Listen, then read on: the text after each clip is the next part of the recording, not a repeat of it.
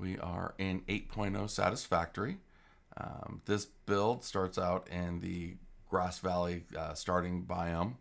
And what I'm trying to do in this is essentially build a factory setup that is as environmentally friendly as you can get in Satisfactory, where I'm using the ground level only to pull resources and then elevate them up on these conveyor bridging platforms. They will get more detail as I build more. I'm just trying to get essentially the proof of concept down. Try to keep as much of the environment pristine as I can. So all of the material gets belted in, and then as they're moving along, like get into little junction points here where I start putting them together and try to keep all the belt lines at 600 or more per minute for raw material. And in this case, I've taken almost all of the nodes from the starting biome. A lot of the impure nodes I've just left behind. That way, if I do need them later on, I can use them. But for right now, I don't necessarily need them. I've also taken all the nodes from the purple crater, which is where all the liquid's coming from. But you come in here, got these, of course, conveyor bridging points everywhere. And then where they meet up, I've got it blocked off, but ultimately this is kind of a manifold to make sure all the materials are getting, somewhat, sorted, and making sure the belts are divided up so that they're at least 600 parts per minute. And then I'll come in here, try to make it a little bit of a artistic deal. Like I said, the bridge itself, especially this wide bridge, I've got just some basic points down, but I do want to make that a little bit more artistic. And went ahead and covered them up going this way just because I thought it looked a little bit better going in, having it boxed in at this point. But again, want to do something a little bit more artistic with it as we move into this. But yeah, we've got all the materials from two separate zones with the exception of a few impure nodes. And what we're doing as far as actually getting some work done, obviously you can see there's some factory work going over here. Wanted to use refineries to get the base material down. This is one of my favorite parts. I like having the material come in and then just cascade down. But I'm also trying to maintain the elevation integrity of the fluid, so keeping that kind of as high up as possible. And then as it just keeps going, I'm trying to make sure that this has almost a seamless transfer. It just kind of keeps going, and then from here, while it doesn't necessarily look like it, I've got, of course, another bridge down here, and the whole point is to get all the nodes together and then bring it in and start sorting them. That way, because again, it's a lot of material coming in from multiple or for several different parts. So I wanted to get in there, make sure they're sorted and, ready, but also provide a continuous, seamless deal here, seamless construction build. So then as it comes in, all the materials go down in there. Then I bring them back up with conveyor lifts. And then we'll start over here. So get this out over here, put them in, and then separated them out. That way all the coal and stuff would be, essentially sorted the way I want it to be sorted. So I come over here and got steel production, and steel is at 5.4K per minute. And this is where it all ends up. Getting it sorted, make sure that I've got the belts constantly full. I do have some powder production going down here, or some compacted coal production here, but not a huge amount. It's just kind of like wanted to do something with that sulfur, so went ahead and made some compacted coal. And come over here, we've got just under 1,000 Caterium a minute happening. But again, these are just the bars. I'm not doing the Caterium wire yet.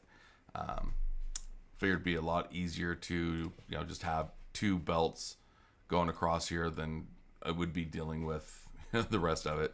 This looks a little funky only because I'm kind of setting this part up for a little bridge. I wanted to make sure that the very top could be driven on with with some of the vehicles. So I kind of bridged up and over, and then that kind of allows a little transfer over this way. So boom, then you can pop down here. And this is just, the fix-it farming stuff going. Just trying to build some doggo chow and mycelia for some production.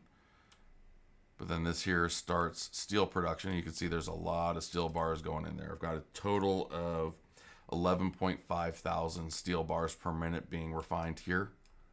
And that's actually being done on both sides.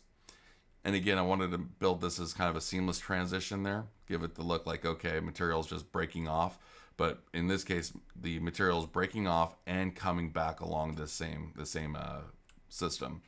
So right in the middle is where all the raw material is. Then at the bottom, the steel's coming in. And at the top, it's the copper and the concrete.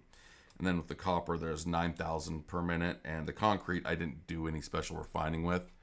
Just because the numbers would, make it look essentially just concrete alone would be almost all this all over again. And since concrete's all over the place, I didn't really feel it was necessary to maximize the concrete use. So I've just got 1.2 thousand concrete per minute coming out of here. But all of it ends up going right back into the belt. Right back into that central hub belt system. And I did set it up so it'd be just a little bit more compact. I like a little bit more compact feel, not having quite so much room in there.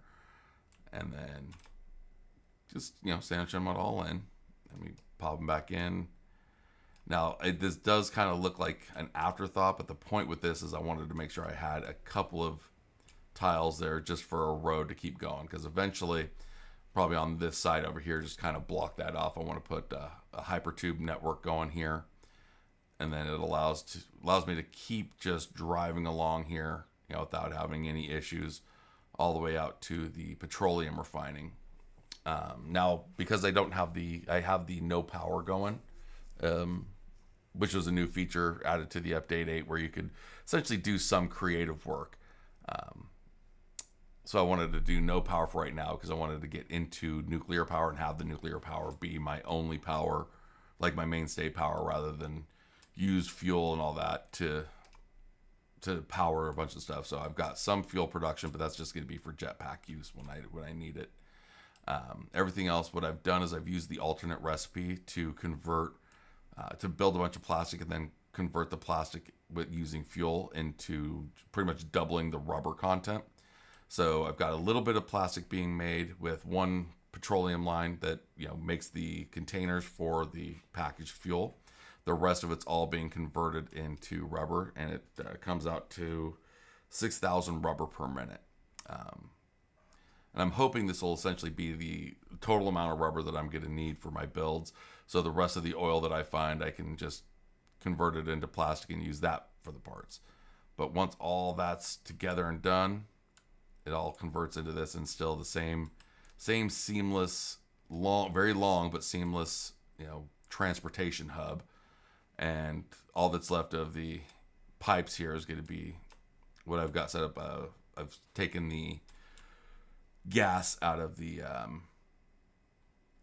two biomes there, and so I've just got those going because I know I'm going to need some gas there, and I've got some in the desert biome I'm going to pull up. But still, it's a huge amount of material. You've got 4 layers, with 3 of those layers being like 16 belts wide, and then the top kind of finishing it off. So looking at a lot of material still being moved out, since it's everything refined and brought in from 2 different biomes, plus the fuel from the wonderful Gold Coast. Now, the desert will be getting the mainstay of the building start, but it won't be on the ground. What I'm going to do, you can see here, I'm wanting to build a nice tall Skybridge. And what I've done is I've taken this as far up as necessary to hit the highest point that the bridge is going to get, which is going to be that natural pillar over there. In fact, the concrete foundation here just touches onto that. So that will essentially be like a natural pillar. But again, I'm going to have this set up so that it'll be, I want it to look like a European style ancient, or not ancient, but medieval style bridge. So it's going to be, a real kind of brutalistic, all concrete. So it'll be this kind of concrete gray brutalistic look, where the bridge will probably be anywhere from 16 to 24 tiles wide. But, that's a couple hundred tiles long going all the way across there. And what I'll do is have for all the bridge pillars, those will actually be materials going up those pillars into that as a hub to push them all up. and then the entire factory build outside of just general refining is going to be up in the Skybridge. With the very top of the Skybridge, what would ultimately look like the surface of the Skybridge being set up for train and vehicle logistics, so it constantly looks like there's movement on top to give purpose to the fact that it's a bridge. So that's kind of what I'm looking at right now.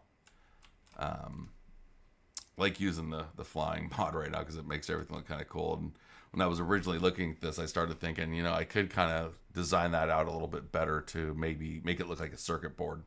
But ultimately, I'm trying to keep it to where, the refining is done on water, and wherever I can't do refining on water, I'm going to start trying to do refining as the material goes up the up the pillar supports for the bridge, and hopefully we'll see how that works out.